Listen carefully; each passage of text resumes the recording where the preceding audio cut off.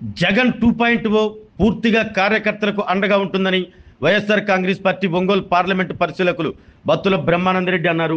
ఒంగోలులోని వైసీపీ జిల్లా కార్యాలయంలో ఏర్పాటు చేసిన మీడియా సమావేశంలో వైసీపీ అధినేత జగన్మోహన్ రెడ్డి ఆవిష్కరించిన డిజిటల్ బుక్ పై ఆయన మాట్లాడారు.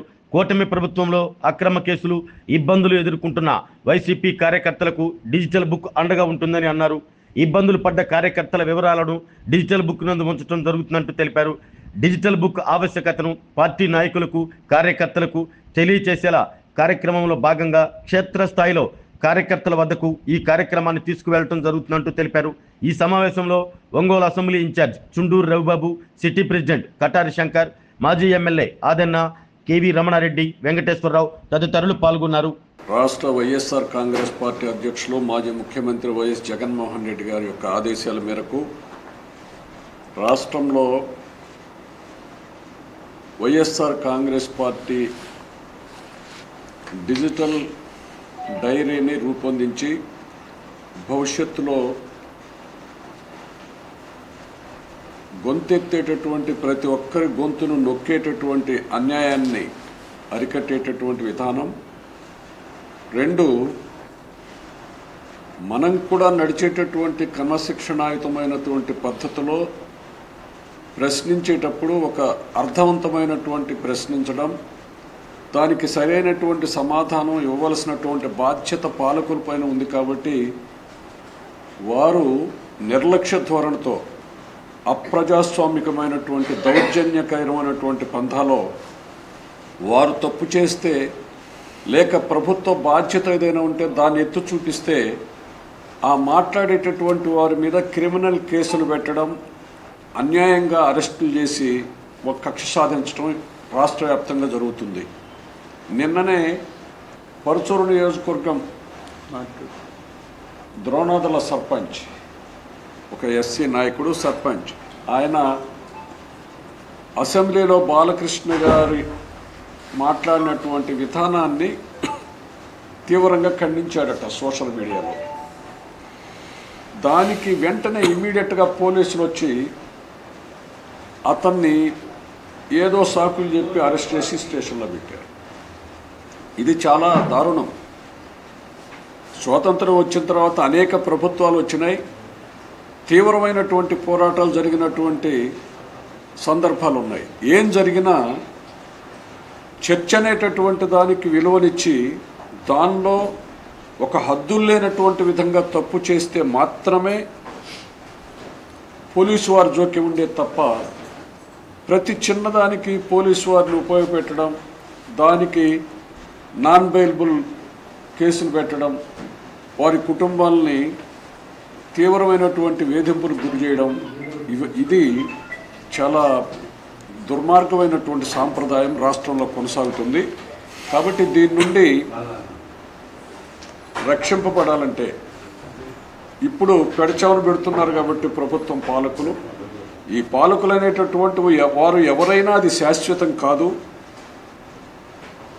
ఇట్లయితే ఖచ్చితంగా ఇప్పుడు ప్రతినిధులు కానీ అధికారులు కానీ వారి యొక్క విఘ్నతను, వారి యొక్క హద్దులను మరిచి ఇష్టం వచ్చినట్లుగా కక్ష సాధింపు చర్యలకు కనుక పాల్పడితే వారిని డైరీలో రూపొందించేటటువంటి విధంగా చేస్తే భవిష్యత్తులో మనకు అవకాశం వచ్చినప్పుడు దుర్మార్గంగా వ్యవహరించినటువంటి వారి మీద ఖచ్చితంగా చర్య తీసుకునేటటువంటి దానికి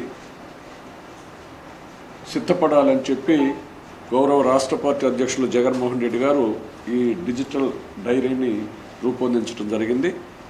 ఈ డైరీని ఈరోజు ప్రకాశం జిల్లా ఒంగోలు వైఎస్ఆర్ కాంగ్రెస్ పార్టీ ఆఫీసులో జిల్లా పార్టీ తరఫున మరియు ఒంగోలు నియోజకవర్గ వైఎస్ఆర్ కాంగ్రెస్ పార్టీ ఇన్ఛార్జ్ చుండూరు రవిబాబు గారు, నగర పార్టీ అధ్యక్షులు శంకర్ గారు, అనుబంధ సంస్థ అధ్యక్షులు సుబ్బారావు గారు, రాష్ట్ర కార్యదర్శులుగా మరి ప్రత్యేకంగా కొన్ని నియోజకవర్గాలకు పరిశీలకులుగా బాధ్యత వహిస్తున్నటువంటి రాష్ట్ర కార్యదర్శులుగా ఉన్న గౌరవనీయులు మాజీ శాసనసభ్యులు ఆదెన్న గారు, వై వెంకటేశ్వరరావు గారు, కేవీ రమణారెడ్డి గారు, బొట్ల రామారావు గారు, వీళ్ళందరూ కూడా ఈ కార్యక్రమంలో పాల్గొని భవిష్యత్తును ఏ విధంగా నడిపించాలనేటటువంటి దానికి ఒక సూచికను అందజేయడం జరిగింది. రాష్ట్రంలో చూస్తూ ఉంటే రోజు రోజుకి శాంతి భద్రతలు అడుగంటుతూ ఉన్నాయి. పోలీస్ దౌర్జన్యం, ఈ కూటమి ప్రభుత్వం పోలీసులను అడ్డం పెట్టుకొని చేస్తున్న అరాచకాలు, ప్రతిపక్ష పార్టీలో సానుభూతి పరులుగా ఉన్న ప్రతిపక్ష పార్టీలో పనిచేస్తున్నా లేదా వాళ్ళ వ్యక్తిగత అభిప్రాయాన్ని ఇంకొకరితో పంచుకున్నా, సోషల్ మీడియా ద్వారా షేర్ చేసినా కూడా అది ఒక నేరంలాగా భావించి తప్పుడు కేసులు పెడుతూ, అదే కాకుండా వీళ్ళ విధానాలు చూస్తూ ఉంటే ప్రజాస్వామ్యంలో ఉన్నట్టు కాకుండా ఒక ఎమర్జెన్సీలో ఉన్నట్టు పరిపాలించాలనే విపరీత ధోరణితో ఈ కూటమి ప్రభుత్వం నడుస్తూ ఉంది. వాళ్ళ ఎన్నికల ముందు చెప్పిన హామీలు నిలబెట్టలేక, నిలబడలేక, సమాధానం చెప్పలేక, ప్రశ్నించే గొంతులన్నింటినీ అణిచివేస్తే, మాట్లాడకుండా ఉంటే వాళ్ళ తప్పులు తెలియకుండా ఉంటాయి అని చెప్పి మాట్లాడే వాళ్ళందరి మీద కేసులు పెట్టడం, అదేవిధంగా దౌర్జన్యాలు చేయటం మనం చూస్తూ ఉన్నాం. నిన్న సవీంద్రారెడ్డి అని ఒక వ్యక్తి, చిన్న బడ్డీ కొట్టు, జ్యూస్ షాప్ పెట్టుకున్న వ్యక్తి, అతన్ని సోషల్ మీడియాలో యాక్టివ్గా ఉంటాడంట. ఈ కూటమి అరాచకాలని ఏదైనా షేర్ చేసి ఉంటాడు. అతను మంగళగిరిలో పోలీసులే కిడ్నాప్ చేసి మా దగ్గర లేడని హైకోర్టులో మా వాళ్ళు ఎంక్వైరీ చేయమని హైకోర్టుకి వెళ్తే మా దగ్గర లేరని అబద్ధం చెప్పటం, హైకోర్టు ముట్టుకాయటం. ఇవాళ హైకోర్టు కూడా సిబిఐని ఆదేశించింది. అంటే ఎటువంటి తప్పుడు కేసులు పెడుతున్నారో హైకోర్టు కూడా గమనించింది. ఇది ఒక చంపపెట్టి వీళ్ళకి.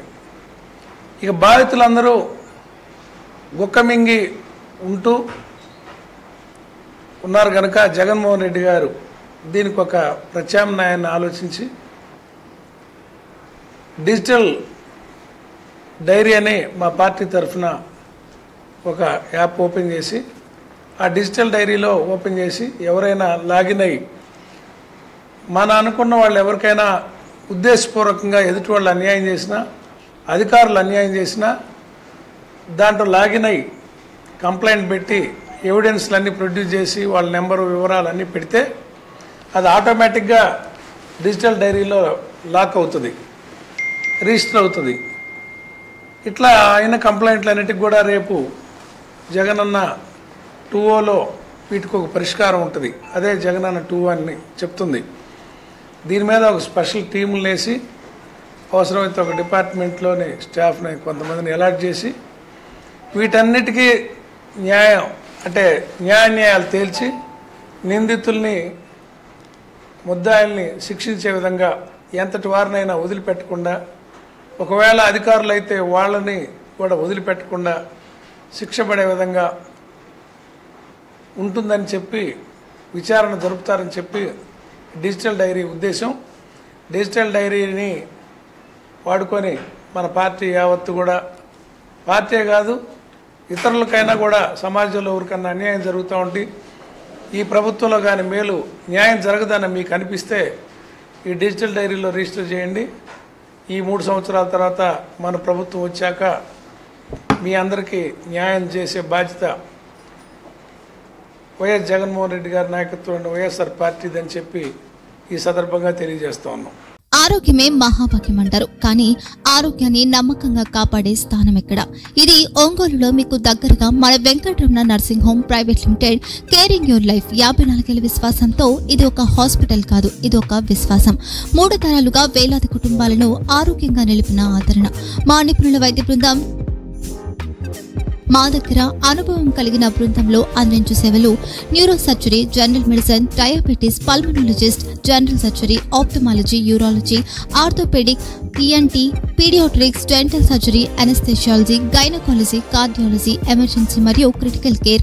ఒంగోలులో ఆరోగ్యానికి ఒక కొత్త శకం ప్రారంభమవుతుంది. వెంకటరమణ ఐ హాస్పిటల్ ప్రారంభించబడింది. కంటి ఆరోగ్యానికి ప్రత్యేక పరిష్కారంగా ప్రభుత్వ ఉద్యోగులు, రిటైర్డ్ ఉద్యోగులు మరియు వారి కుటుంబ సభ్యుల కోసం EHS ద్వారా వైద్యం, క్యాష్లెస్ సేవలు, Medi Assist, Star, GHPL, Aditya Birla, Bajaj Allianz మరియు ఇతర ప్రముఖ హెల్త్ స్కీమ్లు అందుబాటులో ఉన్నాయి. ఆరోగ్యశ్రీ, డాక్టర్ NTR వైద్య సేవా నిధి అందుబాటులో ఉన్నాయి. చిరునామా RTC బస్టాండ్ ఎదురుగా, Kurnool road, Ongole. Phone number 08592282623, cell number 9100679099. Eye hospital number 9866484770. Website www.venkatramannursing.com. Facebook www.facebook.com/pkrnh. Venkataramana nursing home, 3 తరాల విశ్వాసం, నూతనతతో కూడిన సేవ. మేము కేవలం చికిత్స చేయము, మేము శ్రద్ధ వహిస్తాం, పరిరక్షిస్తాం. సేవ చేయడం మాకు ధ్యేయం.